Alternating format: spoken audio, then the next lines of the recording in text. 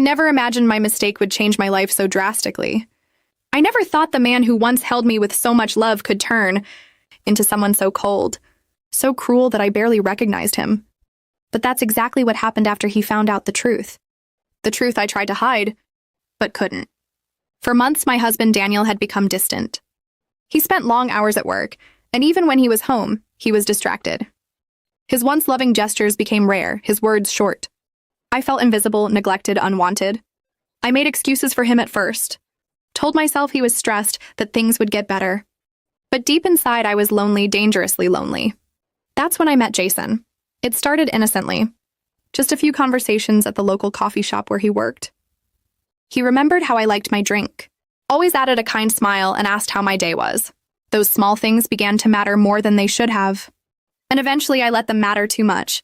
One evening, when Daniel didn't come home until after midnight without even a call, I broke down.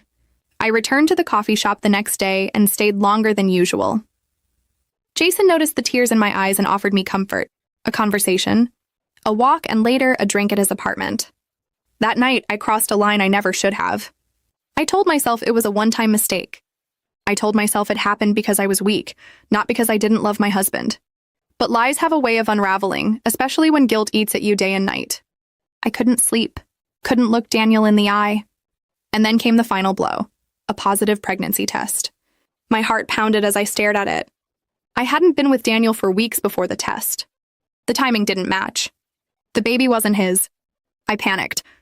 I thought about hiding it, pretending it was his, convincing myself it would be okay. But I knew I was playing with fire. Days passed, and I still hadn't told him. Then fate decided for me. Daniel found a message on my phone. It was from Jason, just one sentence. Do you think the baby will have my eyes? That was all it took. He didn't yell. He didn't cry. He just stared at me with a look I can never forget. He asked, "Is it true?" I couldn't speak. The silence was my answer. That night, he walked out of the room. And when he came back, he wasn't the same man anymore. He became someone else entirely. He didn't hit me. No, his punishment was quieter, more calculated. He froze me out completely. He stopped speaking to me except for sharp, cold instructions. He made it clear I disgusted him. He moved into the guest room and locked the door. He told my parents. He told his friends. He told anyone who would listen that I was a cheater and the child I carried was a stranger's. People stopped calling me. Even my sister avoided me, ashamed of what I'd done. I was alone. Utterly alone. He didn't stop there. He shut down my credit cards, took my car keys, changed our joint account passwords. He said if I wanted to stay under his roof, I would follow his rules. I was trapped, financially, emotionally, mentally, once I tried to leave. I packed a small bag and made it to the front door. He stood there holding my phone. If you walk out, I'll ruin you. I'll make sure no one ever trusts you again. You think anyone will want a pregnant woman who lied and cheated? I stepped back inside. As the pregnancy progressed, his cruelty deepened. He made sarcastic comments daily. How's the bastard doing today? Or hope your boyfriend sends child support.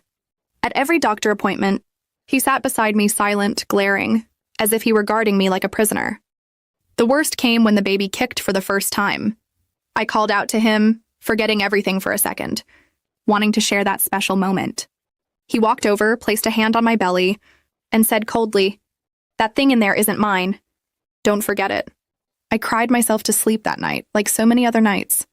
I didn't know what hurt more, my own guilt or his hatred. I tried to contact Jason, but he had blocked my number. He was gone. He wanted no part of it. I was left to deal with the fallout alone. When I finally gave birth, Daniel didn't come to the hospital. He sent his brother to sign some insurance papers and told him to remind me that I could return when I was ready to apologize for ruining everything. But how do you apologize for a wound you can't undo? I stayed with my parents for a while. Slowly, painfully, I began to heal. I focused on my son. Yes, my son. He was not a mistake. He was my second chance at being a better human. I got a part-time job, started saving, and began therapy. Months later, Daniel sent me divorce papers. There was no message, no call, just a file in the mail. I signed them with shaking hands. That chapter of my life had ended the day he found out the truth. The papers were just the final nail in the coffin. He remarried 2 years later. I saw a photo of them online, smiling with their newborn daughter. I felt a sting as not jealousy, but sorrow. Sorrow for the love we once had and for the war that followed. I don't excuse what I did. I cheated, I lied. I betrayed his trust. But what he became after? That wasn't punishment. That was destruction. We both lost who we were. Now I raise my son alone. He is bright, kind, and full of life. And every day, I strive to teach him to be better than both his parents were, stronger than his mother's weakness, kinder than his father's rage. And that, I hope, will be the legacy we leave behind.